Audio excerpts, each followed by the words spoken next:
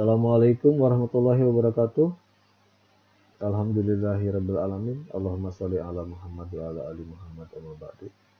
Saudara-saudara sekalian, ada beberapa istilah yang perlu dijelaskan terlebih dahulu sebelum kita memahami cakupan dari kajian mengenai fikih, usul fikih pada kesempatan kali ini. Istilah-istilah itu antara lain ada fikih, kemudian syariah, dan hukum Islam. Hukum Islam itu dicantumkan di dalam penjelasan istilah-istilah ini karena kita orang Indonesia, dan dua istilah pertama yaitu fikih dan syariah itu biasanya dibahasakan dengan hukum Islam di beberapa kalangan di Indonesia. Padahal penyederhanaan pembahasaan dari kedua istilah ini tidak jarang kemudian memunculkan masalah. Misalnya ketika ada seseorang yang mengatakan tegakkan hukum Islam, akan muncul pertanyaan, hukum Islam dalam jenis apa misalnya? Apakah fikih atau syariah? Ketika kemudian yang dimaksudkan adalah syariah, maka syariah yang mana? Karena senantiasa dalam kehidupan umat Islam di Indonesia ya tentunya yang dijalankan adalah syariah. Tapi kalau misalnya yang dimaksud tegakkan hukum Islam itu merujuk kepada satu fikih tertentu, saya katakan satu fikih tertentu nanti karena nanti fikih bermacam-macam, yang menyuruh atau yang disuruh untuk menegakkan syariah itu mungkin yang dimaksud untuk yang disuruh untuk menegakkan hukum Islam itu mungkin akan bertanya fikih siapa? Karena saya punya pegangan fikih sendiri, kamu punya pegangan fikih sendiri, seperti itu. Nah, itu hal-hal yang perlu dipahami bahwa penyederhanaan penyebutan fikih dan syariah menjadi hukum Islam di Indonesia itu ternyata tidak jarang memunculkan masalah atau polemik, dan dalam realitas sehari-hari kita kadang-kadang dihadapkan pada hal-hal yang seperti itu dalam kehidupan umat Islam di Indonesia. Memang antara fikih dengan syariah tidak bisa dipisahkan karena keduanya yang satu menjadi sumbernya, sementara yang lain menjadi penjelas atau boleh dikatakan sebagai teknis operasional dari atau fikih itu adalah teknis operasional dari syariah. Namun kedua istilah itu justru mewakili hal-hal yang memiliki karakteristik tertentu. Kita lihat misalnya syariah secara sederhana bisa dikatakan sebagai kehendak Allah. Yang kehendak Allah itu dari mana kita memahaminya? Dari nas Al-Quran atau teks Al-Quran dan sejumlah hadis-hadis sahih Rasulullah SAW. Itu yang dimaksud dengan syariah. Atau secara definitif diartikan hukum-hukum atau pokok-pokok hukum yang digariskan oleh Allah untuk dipedomani oleh manusia dalam berbagai aspek kehidupan. Syariah itu sendiri diungkapkan di dalam beberapa tempat di dalam Al-Quran istilah-istilahnya. Sementara fikih adalah pemahaman terhadap syariah itu sendiri. Jadi ketika kita membaca teks Al-Quran atau ayatul muhkamat, ayat-ayat hukum yang ada di dalam Al-Quran, maka apa yang ada di dalam Al-Qurannya itu adalah syariahnya. Sementara ketika setelah kita membaca ayat-ayat hukum itu lalu kemudian muncul dalam benak kita, oh ini maksudnya ini maksudnya itu, itulah paham. Namun tidak serta-merta kemudian paham yang sesederhana itu dikatakan sebagai fikih, karena fikih itu dipahami ketika seseorang yang membaca ayat Al-Quran itu tahu tentang bagaimana metodologi atau cara-cara untuk memahaminya. Nah, karena ada kaidah-kaidah atau ada acuan-acuan metodis yang dilakukan oleh orang yang membaca Al-Quran tadi, maka fikih kemudian dikatakan sebagai ilmu atau pengetahuan. Sehingga secara definisi fikih kemudian diartikan sebagai al ilmu bil ahkami tasyri'iyah al amaliyah al muktasabu min ajlatiha tafsiliyah. Ilmu tentang hukum-hukum syara yang bersifat praktis atau amaliyah yang didasarkan atas penggalian dari dalil-dalil yang terperinci. Penjelasannya, ilmu karena dia memiliki objek kajian dan kaidah tadi, yaitu metodologi penggalian hukum Islam yang dapat kita lihat di dalam kajian usul fikih. Jadi fikih adalah buah dari pemahaman para ulama terhadap Al-Quran, dan cara-cara memahaminya itu adalah usul fikih. Kalau dalam kajian bahasa mungkin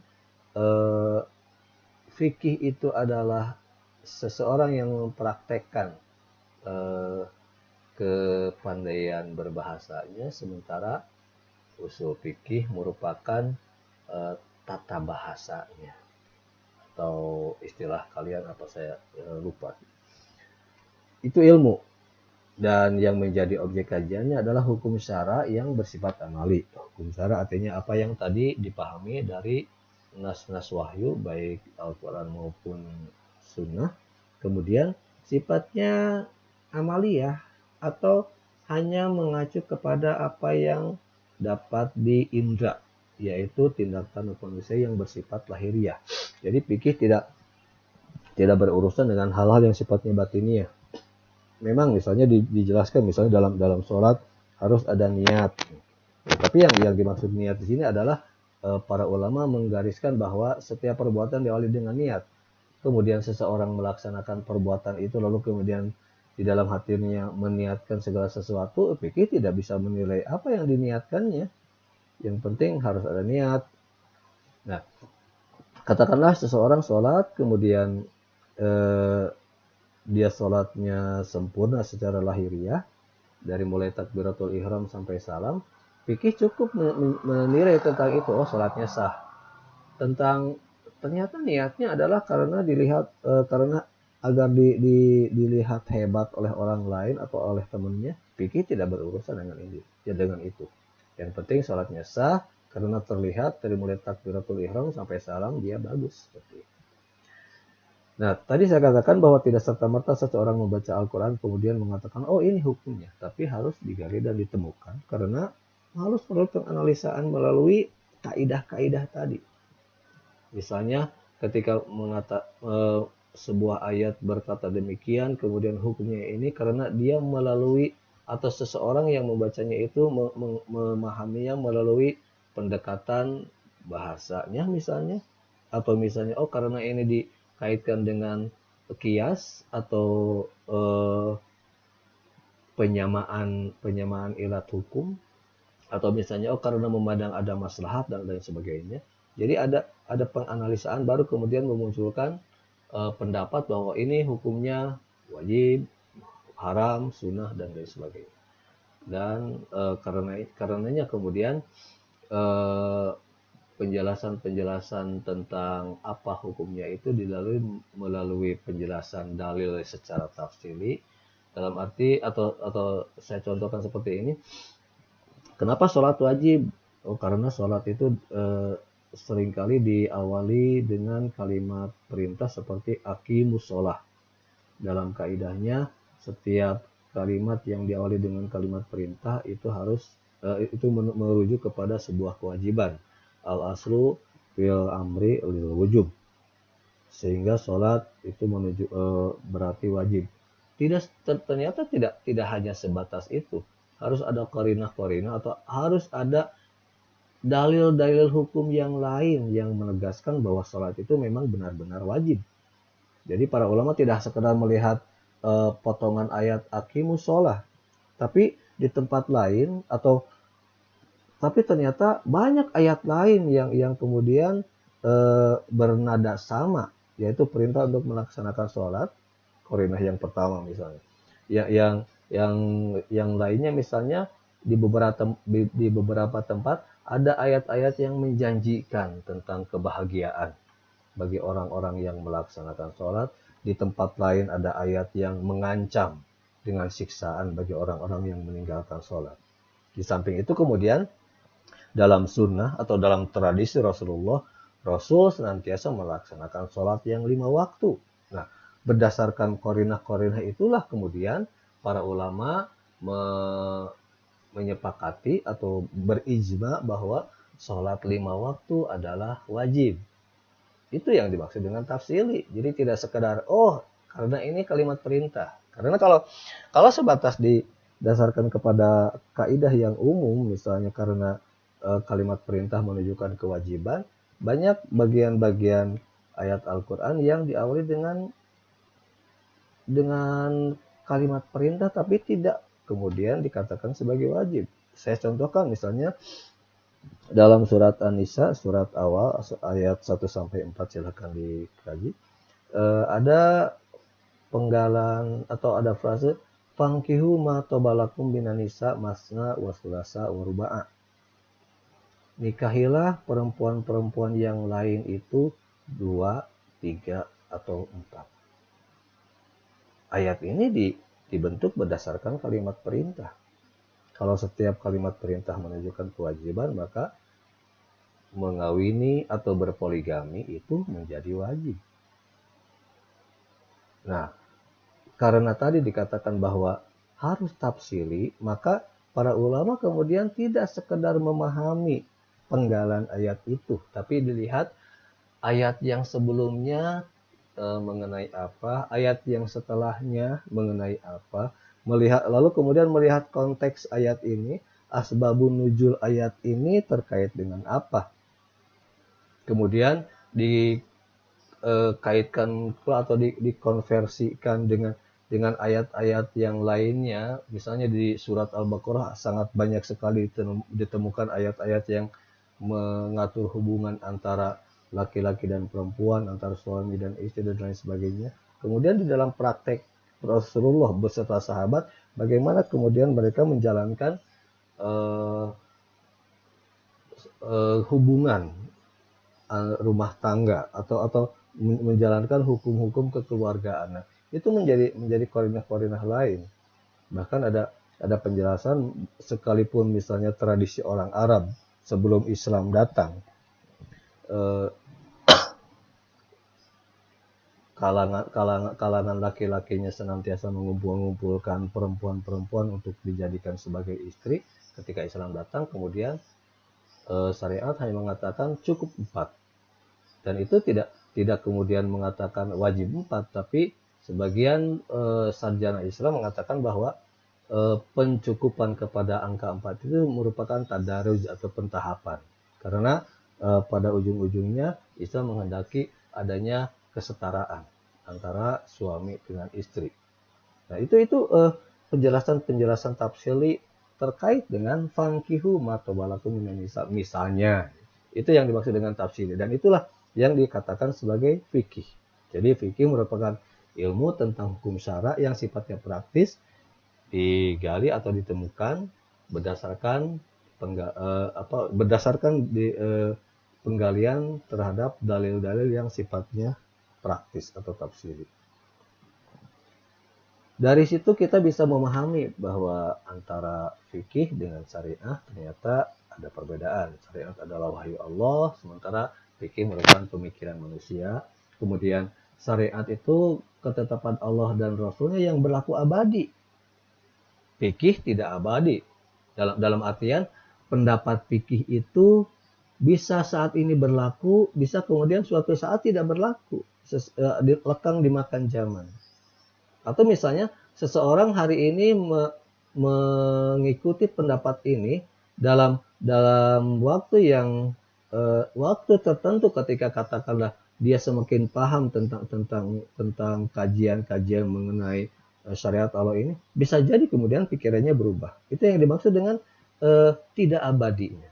Sementara syariatnya sendiri abadi, artinya Al-Quran dan hadis Rasulullah ya itu juga yang dipahami.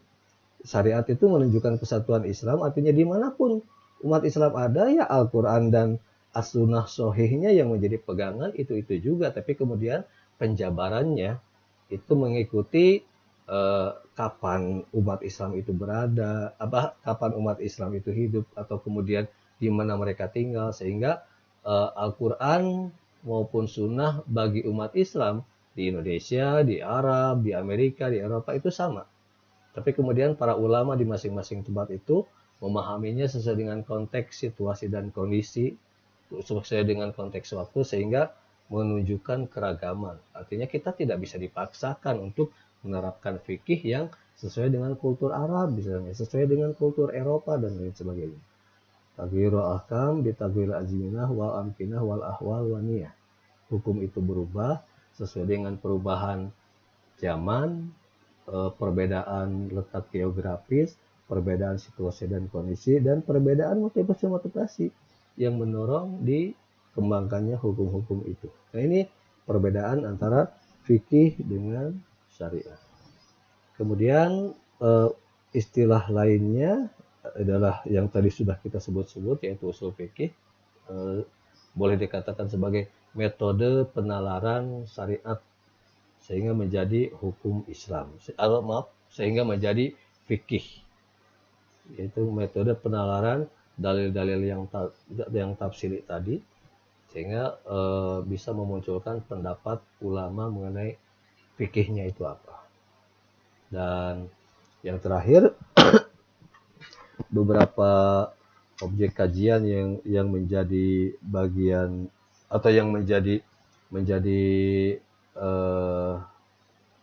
hal yang akan kita kaji dalam kesempatan ini, bahwa cakupan dari fikih itu meliputi dua pilihan besar, yaitu fikih ibadah dan fikih muamalah.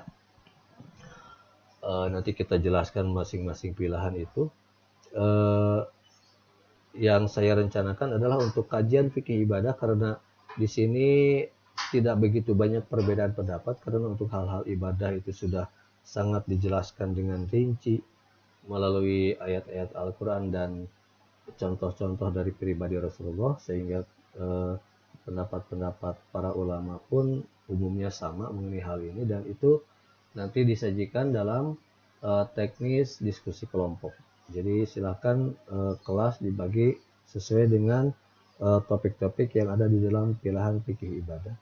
Sementara yang lainnya fikih muamalah, ada banyak sektor muamalah sebenarnya yang menjadi kajian di dalam fikih ini, namun karena kesempatan atau apalagi dalam masa pandemi seperti ini, terlalu banyak topik yang dibicarakan, nanti malah tidak kebagian kuotanya. Jadi ada beberapa hal yang dibahas dalam muamalah nanti. Muamalah dalam pengertian muamalah iqtisadiyah atau muamalah maliyah, transaksi ekonomi. Lalu kemudian ahwalus sahsiyah, hukum keluarga yang meliputi hukum perkawinan dan waris. Kemudian fikih jinayah yang seringkali menjadi sorotan bagi kalangan-kalangan tertentu terkait dengan penerapan pemidanaan. Nanti kita akan berbicara mengenai teori-teori yang berkembang di dalam pemikiran pemidanaan Islam. Lalu yang menjadi isu kontemporer yang banyak dibicarakan oleh para sarjana saat ini adalah tentang fiqhul bi'ah atau fikih lingkungan.